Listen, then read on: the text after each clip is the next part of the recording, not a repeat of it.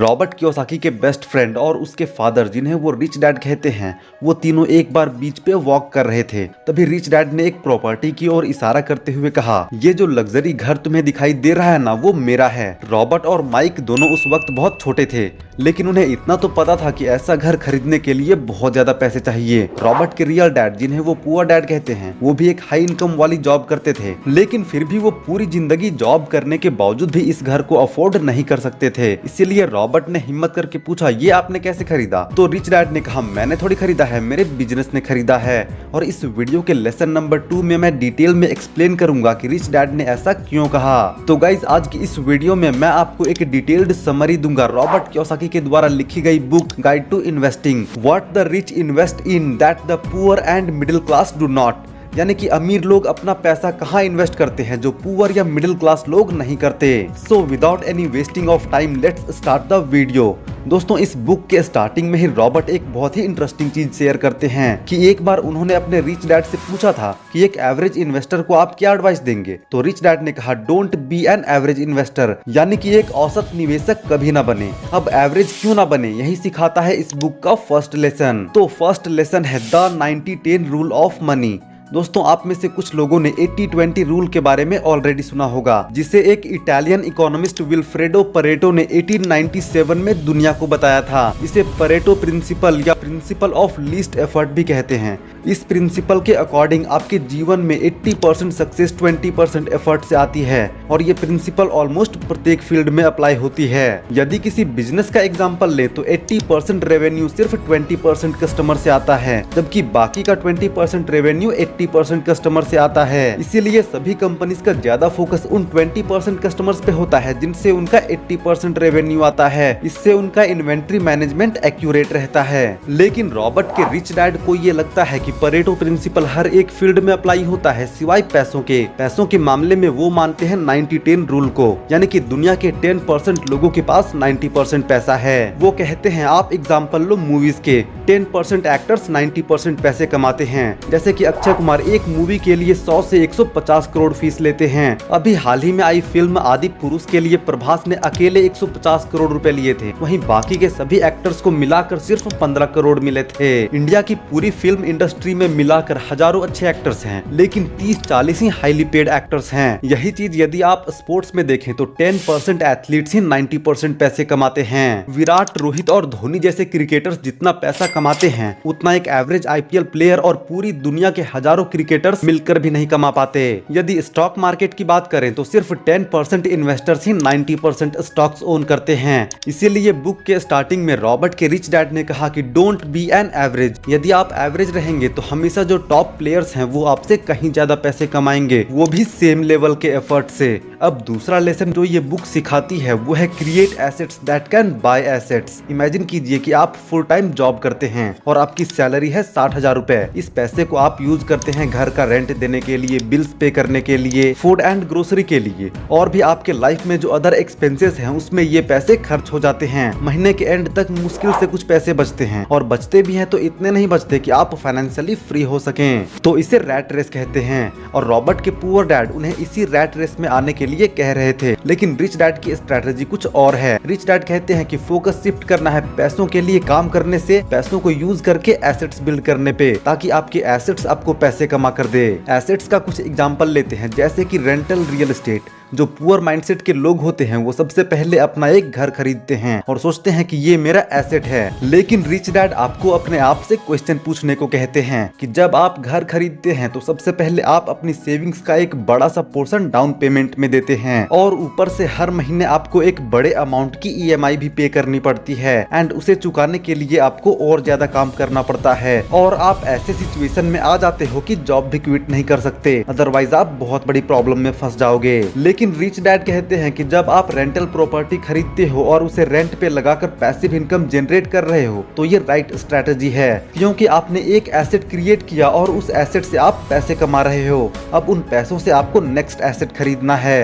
Second example है business ownership. Rich dad का हमेशा से ये प्लान रहता है कि वो बिजनेस ओनर बने, क्योंकि इसमें आपको हमेशा टाइम नहीं देना पड़ता पैसे कमाने के लिए। यदि आप बिजनेस में सिस्टम लेकर आ जाते हैं, अच्छी टीम बना लेते हैं, ऑटोमेशन पे काम करते हैं, तो एक टाइम ऐसा आएगा कि बिजनेस ऑटो मोड पे चलेगा बिना आपके इन्वॉल्वमेंट के। तो जब आप ये अचीव कर लेते हो तब आपको दूसरा बिजनेस स्टार्ट करना है या अपने एग्जिस्टिंग बिजनेस को ही और बड़ा बनाना है। और ये बड़ा ही कमाल का माइंडसेट है जहाँ पर आप एसेट से एसेट बनाते हो। रॉबर्ट बताते हैं कि मेरे पुअर डैड ने बहुत मेहनत किया अपने बॉस की वेल्थ बढ़ाने में, लेकिन वही रिच डैड ने मेहनत किया है अपना वेल्थ बनाने में। तो रिच डैड ने रॉबर्ट एंड माइक को ये कहा कि मेरे बिजनेस ने इसे खरीदा है, तो इसका मीनिंग है कि उनके एक एसेट ने दूसरा एसेट खरीदा है। इसीलिए आपको भी पहले खुद का एक एसेट बनाना है, उस एसेट को लेवरेज करके मल्टीपल एसेट्स क्रिएट करने पर आपका फोकस होना चाहिए। अब आपका क्वेश्चन होगा कि हमें किस तरह के एसेट्स में इन्वेस्ट करना चाहिए, तो इस बारे में हम नेक्स्ट लेसन में डिस्कस करेंगे। तो लेसन नंबर 3 है what are the assets better than the cash. दोस्तों इस बुक में जो नॉलेज शेयर किया गया है वो कोई भी बैंक नहीं चाहता कि आप ये जानो। इंडिया में बहुत कम ही लोग हैं जो स्टॉक मार्केट में इन्वेस्ट करते हैं। भले ही ये नंबर पैंडेमिक के बाद ऊपर गया है, फिर भी बाकी कंट्रीज के कंपैरिजन में सिर्फ 3% इंडियंस ही एक्टिवली स्टॉक मार्केट में इन्वेस्ट करते हैं। अमेरिका में ये नंबर 55% है, यूके में 33% एंड चाइना में 13% है। इसका मतलब ये है कि मेजोरिटी ऑफ इंडिया अपने पैसे कैश में रखती है या बैंक में सेविंग्स अकाउंट में रखती है, या फिर वो उन पैसों से अपना घर खरीद लेते हैं। और यदि आप कैश रखते हैं घर पे तो वो कभी ग्रो नहीं होगा, और यदि बैंक में रखते हैं तो सेविंग अकाउंट का जो इंटरेस्ट रेट है वो भी बहुत कम है। बैंक आपके ही पैसों से ऑन एन एवरेज 14-15% तक का इंटरेस्ट कमाती है, पर बदले में आपको 4-5% का ही इंटरेस्ट पे करती है। यानी कि आपका पैसा लेकिन ज्यादा पैसे बैंक कमाती है। इन आपका ध्यान ये होना चाहिए कि आपको बैंक को अमीर नहीं बनाना है, बल्कि अपने आप को अमीर बनाना है और अपने फैमिली को वेल्दी बनाना है। अब आपका सवाल ये होगा कि पैसा बैंक में ना रखें तो कहाँ इन्वेस्ट करें। तो एसेट सेलेक्ट करने का क्राइटेरिया बहुत ही सिंपल है। आप उसी एसेट में इन्वेस्ट करें जिसमें पोटेंशियल है हाई ग्रोथ का आने वाले टाइम में, जिससे कि आप अच्छा इनकम जनरेट कर सको। और ये हैं 5 एसेट्स जो आपको फाइनेंशियल फ्रीडम अचीव करने में एंड पैसिव इनकम जनरेट करने में हेल्प करेगा। नंबर 1 सबसे कॉमन है स्टॉक्स। इसके 2 बेनिफिट्स हैं, आपको कैपिटल एप्रिसिएशन का भी फायदा मिलता है, और यदि आप डिविडेंड्स पेइंग स्टॉक्स में इन्वेस्ट करते हो तो आपको डिविडेंड्स भी मिलता है। एसेट नंबर 2 है म्यूचुअल फंड्स। इसमें आप portfolio stocks, bonds and other assets में इन्वेस्ट करते हैं, और इसमें आपका रिस्क भी बहुत ही कम होता है। एसेट नंबर 3 है real estate. Real estate definitely एक बहुत अच्छा एसेट है जिससे आप कई सारे एसेट्स भी बना सकते हैं। Asset number 4 starting your own business. यदि आपके पास एक्स्ट्रा कैश है तो उसे बैंक में रखने के बजाय आप उससे एक स्मॉल बिजनेस स्टार्ट करें। रॉबर्ट कहते हैं कि सबसे बड़ी दिक्कत लोगों के माइंडसेट में है कि उनको बड़ा बिजनेस करना है, उनको शर्म आती है स्मॉल बिजनेस स्टार्ट करने में।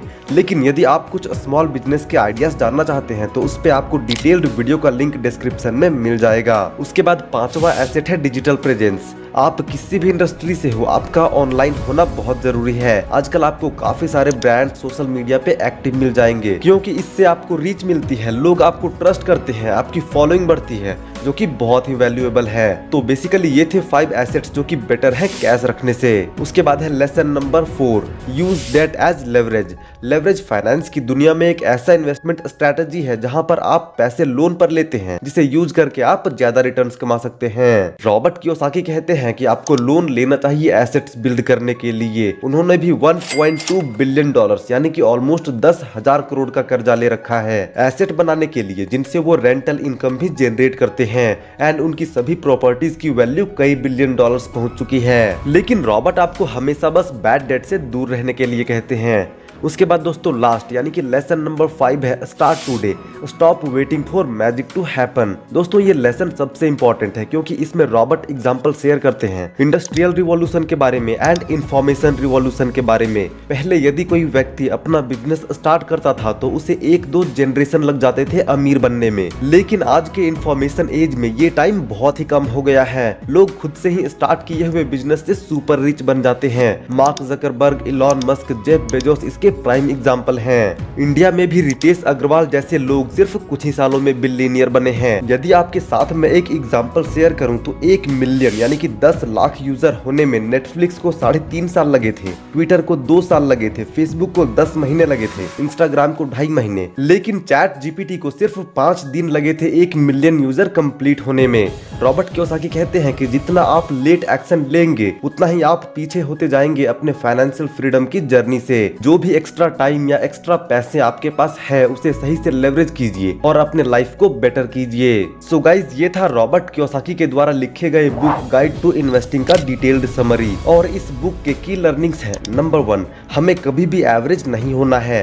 नंबर 2, हमें एसेट बनाने पर फोकस करना है। नंबर 3, एसेट जैसे कि stocks, mutual funds, real estate, अपना खुद का बिजनेस, अपना डिजिटल प्रेजेंस, ये सभी बेटर एसेट्स हैं अपने पैसों को बैंक में रखने से। नंबर 4, हमें डेट को लेवरेज की तरह यूज करना है अपने एसेट्स को बढ़ाने में। और नंबर 5, एक्शन लेने पर फोकस कीजिए, क्योंकि आप जब तक कोई एक्शन नहीं लेंगे तब तक आपके लाइफ में कोई भी बड़ा बदलाव नहीं आएगा। सो आई होप कि आप इस वीडियो का मैसेज समझ गए होंगे। बाकी यदि आपको इस वीडियो से थोड़ी सी भी वैल्यू मिली हो तो प्लीज वीडियो को लाइक करो एंड चैनल को सब्सक्राइब करो।